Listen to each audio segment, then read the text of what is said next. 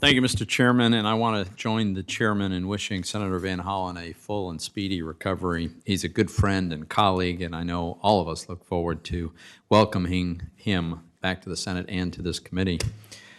Americans generally are needlessly facing record-high housing costs. Home prices have steadily appreciated since the financial crisis, but they've absolutely surged since the pandemic.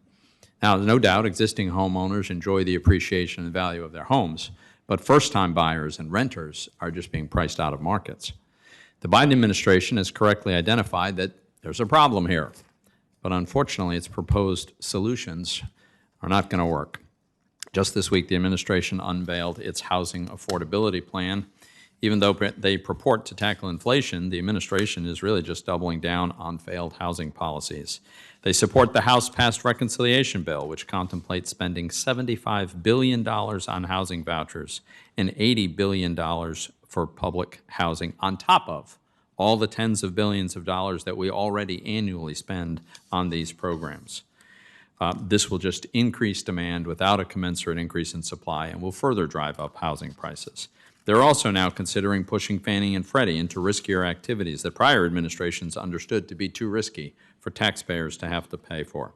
They want taxpayers to buy loans on mobile home sales and help finance wealthy developers building apartment buildings during and even before construction begins. At least they've not yet fallen into the trap of cutting mortgage insurance premiums, which would only further spur demand and increase taxpayer exposure to risk. Now, if the administration were serious about lowering housing costs, one of the things it would do would be to remove the misguided trade barriers that drive up the cost of building new homes. They could lift tariffs on lumber, steel, and aluminum, for instance, materials that are universally used in buildings, including homes, across the country. In the last 3 years alone, American consumers paid over $13 billion more on steel and aluminum imports. And we know lumber tariffs contributed to price increases as well. Turning to today's topic, energy efficiency and resiliency in housing, I expect we'll hear calls for more government intervention to make homes more energy efficient. As the argument goes, families need to make their homes more energy efficient in response to impending climate change.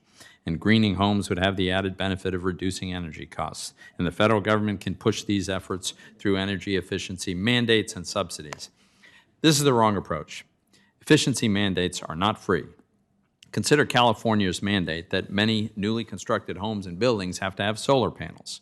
The New York Times notes that adding solar panels and a battery to a new home can raise its cost by $20,000 or more.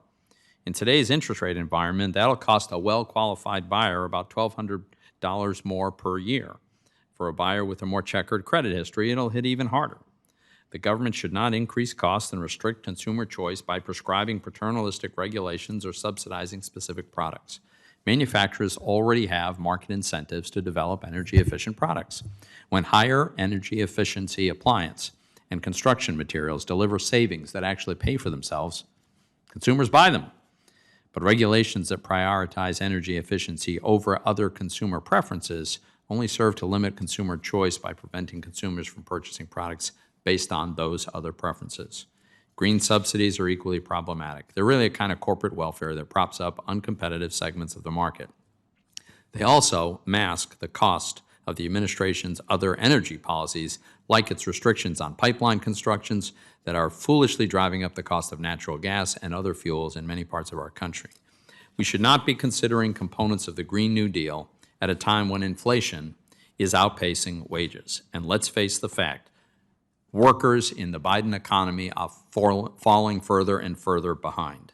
Families are struggling to fill up their gas tanks and pay all the ordinary expenses they have to incur. Now is not the time to talk about mandating EV chargers or tankless water heaters. If government really wants to reduce energy costs for homeowners and renters, it should not forbid new homes from having natural gas hookups or mandate more energy-efficient appliances and devices with much higher upfront costs. The administration should instead tap American energy resources and increase supply, not tell people to spend tens of thousands more on home improvements they don't need or want. Today we'll hear from Katie Tubb, a researcher on energy policy who has concerns with federal mandates and subsidies for energy efficiency.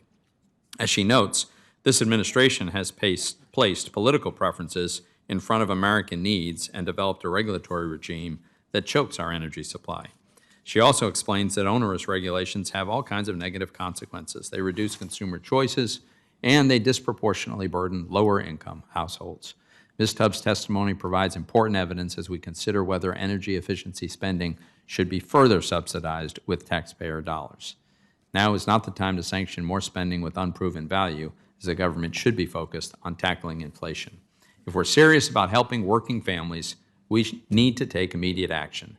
The administration should immediately eliminate tariffs on construction materials like lumber and steel that artificially inflate home costs. President Biden should also restore American energy independence and substantially increase our energy supply. And we should recognize that the energy efficiency market is healthy. Let's not limit consumer choice and contribute to rising housing costs by unnecessarily intervening. Thank you. Thank you, sir.